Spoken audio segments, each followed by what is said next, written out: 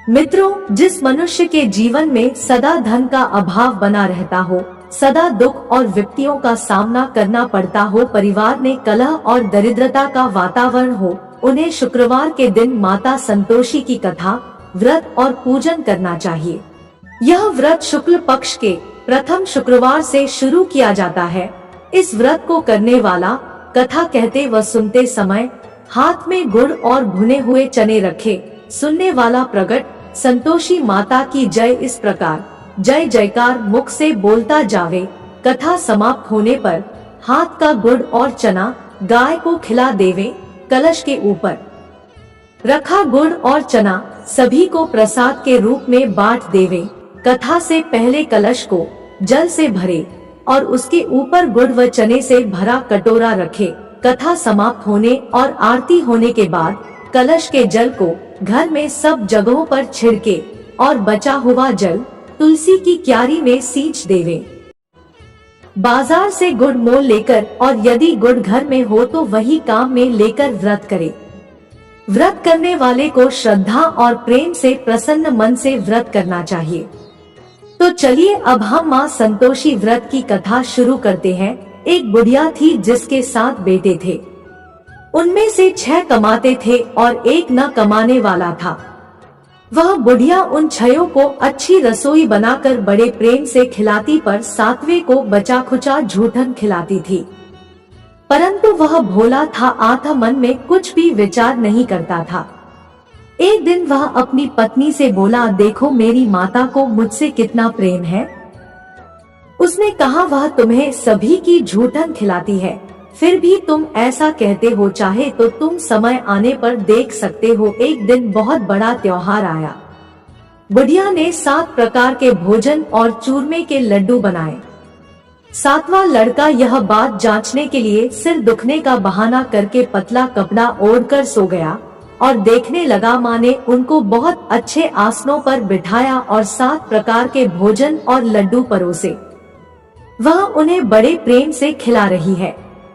जब वे 6 उठ गए तो माँ ने उनकी थालियों से झूठन इकट्ठी की और उनसे एक लड्डू बनाया।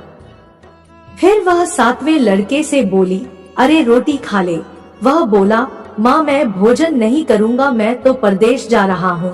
माँ ने कहा, कल जाता है तो आज ही चला जा। वह घर से निकल गया। चलते समय उसे अपनी पत्नी की याद आई जो गौशाला में कंडे थाप रही थी। वह बोला, हम विदेश को जा रहे हैं, आएंगे कछुका, तुम रहियो संतोष से, धर्म अपनो पाल। इस पर उसकी पत्नी बोली, जाओ पिया आनंद से, हमारी सोच हटाए, राम भरोसे हम रहे, ईश्वर तुम्हें सहाय, देहो निशानी आपनी, देख धरू मैं धीर, सुधी हमारी ना बिसारियो, रखियो मन गंभीर। इस पर वह लड़का बोला, मेरे पास कुछ नहीं है, यह अंगूठी है सो ले, और मुझे भी अपनी कोई निशानी दे दे। वह बोली, मेरे पास क्या है, यह गोबर भरे हाथ है। यह कहकर उसने उसकी पीठ पर गोबर भरे हाथ की थाप मार दी। वह लड़का चल दिया। ऐसा कहते हैं, इसी कारण से विवाह में पत्नी पति की पीठ पर हाथ का छापा मारती है। चलते समय वह दूर देश में पहुंचा। वह एक व्यापारी की दुकान पर जाकर बोला, भाई मुझे नौकरी पर रख लो। व्यापारी को नौकर की जरूरत थी। अतः बोला, तनख्वाह काम देख कर देंगे, तुम रह जाओ। वह सवेरे 7 बजे से रात की 12 बजे तक नौकरी करने लगा। थोड़े ही दिनों में सारा लेन देन और हिसाब किताब करने लगा। सेठ के साथ 8 नौकर चक्कर खाने लगे। सेठ से उसे 2-3 महीने में आधे मुनाफे का हिस्सेदार बना दिया। 12 वर्ष में वह नामी सेठ बन गया और उसका मालिक उसके भरोसे काम छोड़कर कहीं बाहर चला गया। उधर उसकी औरत को सास और जेठानियां बड़ा कष्ट देने लगी। वे उसे लकड़ी लेने जंगल में भेजती, भूसे की रोटी देती, फूटे नारियल में पानी देती। वह बड़े कष्ट से जीवन बिताती थी। एक दिन जब वह लकड़ी लेने जा रही थी तो रास्ते में उसने कई औरतों को व्रत करते देखा। वह पूछने लगी, बहनों यह किसका व्रत है, कैसे करते हैं और इससे क्या फल मिलता है? तो एक स्त्री बोली, यह संतोषी माता का व्रत है। इसके करने से मनोवांछित फल मिलता है। इससे गरीबी, मन की चिंताएं, राज के मुकदमे, कलह, रोग नष्ट होते हैं और संतान, सुख, धन, प्रसन्नता, शांति, मन पसंद वर मिले। वह बाहर गए हुए पति के दर्शन होते हैं। उसने उसे व्रत करने की विधि बता दी। उसने रास्ते में सारी लकड़ियां बेच दी। वह गुड़ और चना ले लिया। उसने व्रत करने की तैयारी की। उसने सामने एक मंदिर देखा तो पूछने लगी, यह मंदिर किसका है? वह कहने लगे, यह संतोषी माता का मंदिर है। वह मंदिर में गई और माता के चरणों में लौटने लगी। वह दुखी होकर विनती करने लगी, माँ, मैं अज्ञानी हूँ, मैं बहुत दुखी हूँ, मैं तुम्हारी शरण में हूँ, मेरा दुख दूर करो। माता को दया आ गई। एक शुक्रवार को उसके पति का पत्र आया और अगले शुक्रवार को पति का भेजा हुआ धन मिला। अब तो जेठ जेठानी और सास नाक सिकोड़ के कहने लगे, अब तो इसकी खातिर बढ़ेगी। यह बुलाने पर भी नहीं बोले। वह बोली, पत्र और धन आवे तो सभी को अच्छा है। उसकी आंखों में आंसू आ गए। वह मंदिर में गई और माता के चरणों में गिरकर बोली, हे माँ, मैंने तुमसे पैसा कब मांगा था? मुझे तो अपना सुहाग चाहिए। मैं तो अपने स्वामी के दर्शन और सेवा करना मांगती हूँ। तब माता ने प्रसन्न होकर कहा, जा बेटी, तेरा पति आवेगा। वह बड़ी प्रसन्नता से घर गई और घर का काम काज करने लगी। उधर संतोषी माता ने उसके पति को स्वप्न में घर जाने और पत्नी की याद दिलाई। उसने कहा, माँ, मैं कैसे जाऊं? परदेश की बात है, लेन देन का कोई हिसाब नहीं है। माँ ने कहा, मेरी बात मान, सवेरे नहा धोकर मेरा नाम लेकर घी का दीपक जलाकर दंडवत करके दुकान पर बैठना। देखते देखते सारा लेन देन साफ हो जाएगा, धन का ढेर लग जाएगा। सवेरे उसने अपने स्वप्न की बात सभी से कही तो सब दिल्लगी उड़ाने लगे। वे कहने लगे कि कहीं सपने भी सत्य होते हैं। पर एक बूढ़े ने कहा, भाई, जैसे माता ने कहा है वैसे करने में क्या डर है? उसने नहा धोकर माता को दंडवत करके घी का दीपक जलाया और दुकान पर जाकर बैठ गया। थोड़ी ही देर में सारा लेन देन साफ हो गया, सारा माल बिक गया और धन का ढेर लग गया। वह प्रसन्न हुआ और घर के लिए गहने और सामान वगैरह खरीदने लगा। वह जल्दी ही घर को रवाना हो गया। उधर बेचारी उसकी पत्नी रोज लकड़ियां लेने जाती और रोज संतोषी माता की सेवा करती। उसने माता से पूछा, हे माँ, यह धूल कैसी उड़ रही है?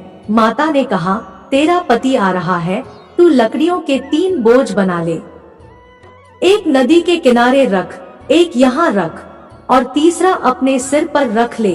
तेरे पति के दिल में उस लकड़ी के गड्ढे को देखकर मोह पैदा होगा।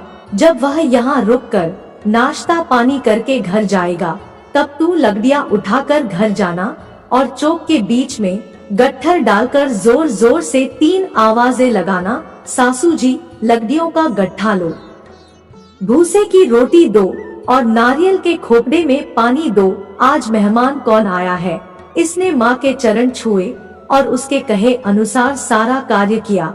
वह तीसरा गट्ठर लेकर घर गई और चौक में डालकर कहने लगी, सासू जी, लकड़ियों का गट्ठर लो, भूसे की रोटी दो, नारियल के खोपड़े में पानी दो, आज मेहमान कौन आया है। यह सुनकर सास बाहर आकर कपट भरे वचनों से उसके दिए हुए कष्टों को भुलाने के लिए कहने लगी, बेटी, तेरा पति आया है, आ, मीठा भात और भोजन कर और गहने कपड़े पहन। अपनी माँ के ऐसे वचन सुनकर उसका पति बाहर आया और अपनी पत्नी के हाथ में अंगूठी देखकर व्याकुल हो उठा। उसने पूछा, यह कौन है? माँ ने कहा, यह तेरी बहू है, आज 12 बरस हो गए, यह दिन भर घूमती फिरती है, काम काज करती नहीं है, तुझे देखकर नखरे करती है। वह बोला, ठीक है, मैंने तुझे और इसे देख लिया है, अब मुझे दूसरे घर की चाबी दे दो, मैं उसमें रहूंगा। माँ ने कहा, ठीक है, जैसी तेरी मर्जी, और उसने चाबियों का गुच्छा पटक दिया। उसने अपना सामान तीसरी मंजिल के ऊपर के कमरे में रख दिया। एक ही दिन में वे राजा के समान ठाठ बाट वाले बन गए। इतने में अगला शुक्रवार आया। बहू ने अपनी पति से कहा, मुझे संतोषी माता के व्रत का उद्यापन करना है। वह बोला, बहुत अच्छा, खुशी से कर ले। जल्दी ही उद्यापन की तैयारी करने लगी। उसने जेठ के लड़कों को जीतने के लिए कहा। उन्होंने मान लिया। पीछे से जेठानियों ने अपने बच्चों को सिखा दिया, तुम खटाई मांगना जिससे उसका उद्यापन पूरा न हो। लड़कों ने जीन कर खटाई मांगी। बहू कहने लगी, भाई खटाई किसी को नहीं दी जाएगी, यह तो संतोषी माता का प्रसाद है। लड़के खड़े हो गए और बोले, पैसा लाओ। वह भोली कुछ न समझ सकी, उनका क्या भेद है।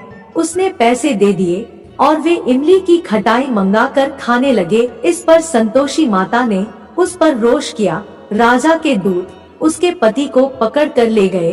वह बेचारी बड़ी दुखी हुई और रोती हुई माताजी के मंदिर में गई और उनके चरणों में गिरकर कहने लगी, हे माता, यह क्या किया? हंसाकर अब तू मुझे क्यों रुलाने लगी? माता बोली, पुत्री, मुझे दुख है कि तुमने अभिमान करके मेरा व्रत तोड़ा है और इतनी जल्दी सब बातें भुला दी। वह कहने लगी, माता, मेरा कोई अपराध नहीं है, मुझे तो लड़कों ने भूल में दल दिया। मैंने भूल से ही उन्हें पैसे दे दिए। माँ, मुझे क्षमा करो, मैं दोबारा तुम्हारा उद्यापन करूंगी। माता बोली, जा, तेरा पति रास्ते में आता हुआ ही मिलेगा। उसे रास्ते में उसका पति मिला। उसके पूछने पर वह बोला, राजा ने मुझे बुलाया था, मैं उससे मिलने गया था। वे फिर घर चले गए। कुछ ही दिन बाद फिर शुक्रवार आया। वह दोबारा पति की आज्ञा से उद्यापन करने लगी। उसने फिर जेठ के लड़कों को बुलावा दिया। जेठानियों ने फिर वही बात सिखा दी। लड़के भोजन की बात पर फिर खटाई मांगने लगे। उसने कहा, खटाई कुछ भी नहीं मिलेगी, आना हो तो आओ। यह कहकर वह ब्राह्मणों के लड़कों को लाकर भोजन कराने लगी। यथाशक्ति उसने उन्हें दक्षिणा दी। संतोषी माता उस पर बड़ी प्रसन्न हुई। माता की कृपा से 9वें मास में उसके एक चंद्रमा के समान सुंदर पुत्र हुआ। अपने पुत्र को लेकर वह रोजाना मंदिर जाने लगी। एक दिन संतोषी माता ने सोचा कि यह रोज यहाँ आती है, आज मैं इसके घर चलूं, इसका सासरा देखूं। यह सोचकर उसने एक भयानक रूप बनाया।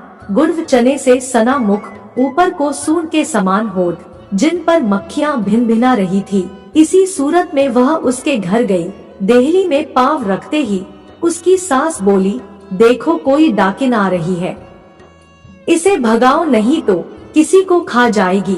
लड़के भागकर खिड़की बंद करने लगे। 7वें लड़के की बहू खिड़की से देख रही थी। वह वहीं से चिल्लाने लगी, आज मेरी माता मेरे ही घर आई है। यह कहकर उसने बच्चे को दूध पीने से हटाया। इतने में सास बोली, पगली किसे देखकर उतावली हुई है, बच्चे को पटक दिया है। इतने में संतोषी माता के प्रताप से वहाँ लड़के ही लड़के नजर आने लगे। बहू बोली, सासू जी, मैं जिसका व्रत करती हूँ यह वो ही संतोषी माता है। यह कहकर उसने सारी खिड़कियाँ खोल दी। सबने संतोषी माता के चरण पकड़ लिए और विनती कर कहने लगे, हे माता, हम मूर्ख हैं, अज्ञानी है, पापिनी है, तुम्हारे व्रत की विधि हम नहीं जानती। तुम्हारा व्रत भंग कर हमने बहुत बड़ा अपराध किया है। हे जगत माता, आप हमारा अपराध क्षमा करो। इस पर माता उन पर प्रसन्न हुई है। संतोषी माता, आपने अपने व्रत और पूजन का जैसा फल उस बहू को दिया, वैसा भी हमको भी देना। हमारे जीवन में धन की वर्षा करना, जीवन को सुख समृद्धि और शांति से भर देना। जय संतोषी माँ, जय संतोषी माँ, जय संतोषी माँ। भक्तों, आशा है कि आपको आज की यह कथा कहानी पसंद आई होगी, तो कमेंट, लाइक, सब्सक्राइब और शेयर अवश्य करें। धन्यवाद।